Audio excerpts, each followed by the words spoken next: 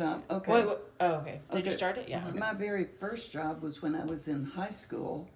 The school superintendent let me do some work for him, and I got $20 a week, which back then was big time spending money. Yeah. But I would go around to each classroom and get the attendance record from each classroom. And actually, I wrote out the checks for the teachers because those were done right there in our school. And he normally would have done that, so he let me write out the checks, including my own. So that was the very first job I ever had. And then I went to college on a scholarship, but we had to work in the kitchen certain hours. All of the scholarship girls did. If you lived in the dorm, you worked a few hours in the kitchen each day. So I didn't work outside the school system then. And I took all business courses. It was a junior college. So I had 32 hours of business courses. And one of my teachers, the business course teacher, was a peach. She really was good. And she lived at Beebe, Arkansas. That's where I went to college, which is a part of Arkansas State now, but it was Beebe Junior College at the time. And I wanted that job at Verco. And when I applied, the man that was hiring somebody happened to be from Beebe, Arkansas, and he worked in Conway and drove back and forth. So he knew her. He knew my teacher. So he called her and asked about me, and she said, hire her. She's one of my best students, she said, and I did make good grades. So he hired me just on her say so.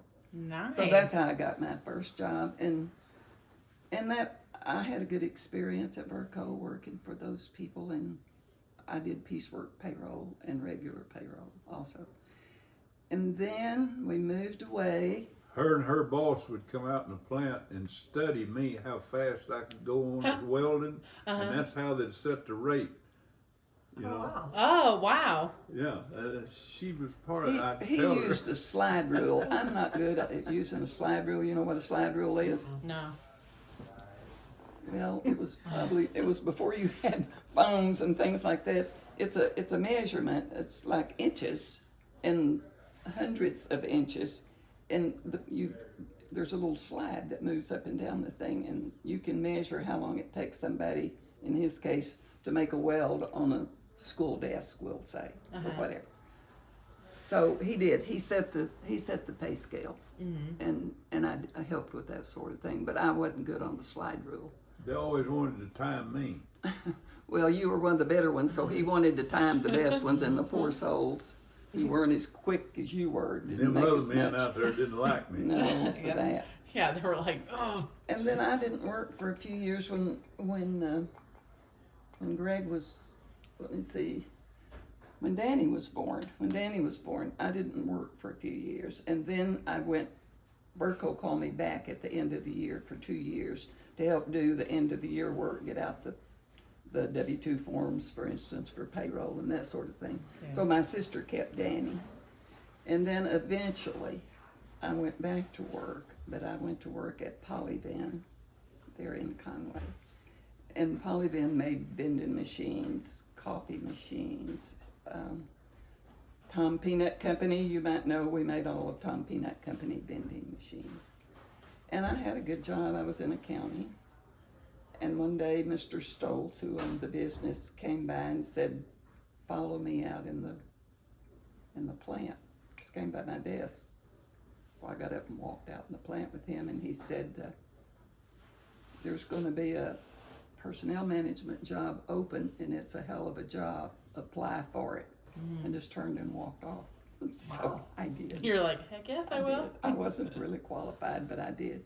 And I got it. Nice. So I was a personnel manager for a few years and did the hiring, all the hiring in the plant. That was a good experience also, because I knew pretty well everybody in the plant on a first name basis, maybe 300 people. And a lot of black people, Chelsea, that were wonderful. Our number one salaried guy in the plant was a black man. Had a really good working relationship with him. I had black people out there, the Elys that Danny would remember. He played ball with the Ely family. and one of those boys came to U of A and played football not very many years ago, but his wife would call and say, Miss Becky, would you go out and tell, I can't even say his first name, that to bring home 2 jugs of milk and a loaf of bread. So I would just go out in the plant and tell him to Yeah. bring that home. We just had that kind of relationship, so it was really good. It was Yeah. really good. It sounds like both of you, from your work, both of you worked hard and made friends with yeah, we people did. who liked your hard work and helped And you out they because did. of it. They absolutely did. And just liked you we guys owe as our people. lives to a lot of people that helped us along the way. Mm-hmm. And then Danny went to ASU and played football, and Greg was in high school, and David, oh my gosh, at that time you were working midnight shift where you could go to the ball games.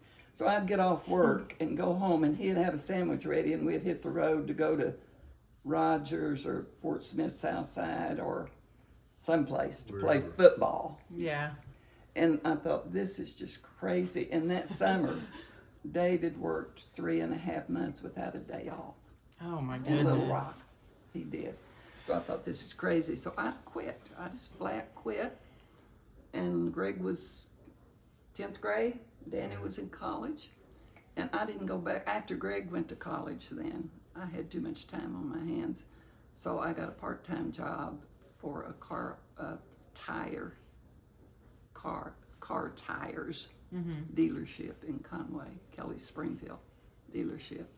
So I kept books 3 days a week for how many years? A good many years, which that was good too. Had a really good boss that treated me like a sister. Oh, good. So everybody that I've worked for has had some special meaning for me. That's good. So that was a good thing. And then David got transferred to Omaha, Nebraska, and I was wimpy and afraid I couldn't drive up there in the wintertime, so I didn't work. I retired at a very early age. Might I as just well. didn't work. I didn't. So that's pretty much my, worked on the farm till I did that in high school for the superintendent. Yeah. Very cool. Thanks So- for sharing. I didn't know a lot of that either. We had some good times. Yeah. We had some good times and some bad times. Mm-hmm. Life for you, good It and the was- bad. Life, that's exactly right. Life can be very good, and then there's a little bit of bad goes with it too. Kids don't know nowadays. No idea. You don't. Nowadays what Everybody goes to what college you can go now. through. And didn't everybody go to college? Of course, then? you Very few kids went to didn't have college. to go through any of that. Thank goodness. No, we did not. Everybody wants their generation. To They do want their kids to have it better. better. And my kids had it better, and then you guys have got it better. than Nobody Dan had and it Terry. better for us. We had to do it all ourselves. That's true. That is true. There wasn't anybody that came before us that Yeah. because kids didn't go to college much back then. Yeah. Not like they do I didn't now. go to college. I couldn't afford to go to college. The only thing I could afford was that railroad communication school. Yeah, you guys And worked that hard was- for your money. We did. Back when I got the college scholarship, girls did not play basketball in bigger schools like I'm sure Rogers and Springdale didn't. Conway didn't. They didn't have girls basketball teams then, but the rural community schools did have. And the only colleges that had was Arkansas Tech had a girls team, and I got a scholarship there. U of A did not have one. Your But BB Tech- scholarship was a basketball one? Uh-huh. Okay. And I got that one to BB Junior College, which was much closer to my home. So I couldn't go to Arkansas Tech at Russellville because we didn't have any transportation. But I got a 4-year scholarship to Arkansas Tech. to Was play it full?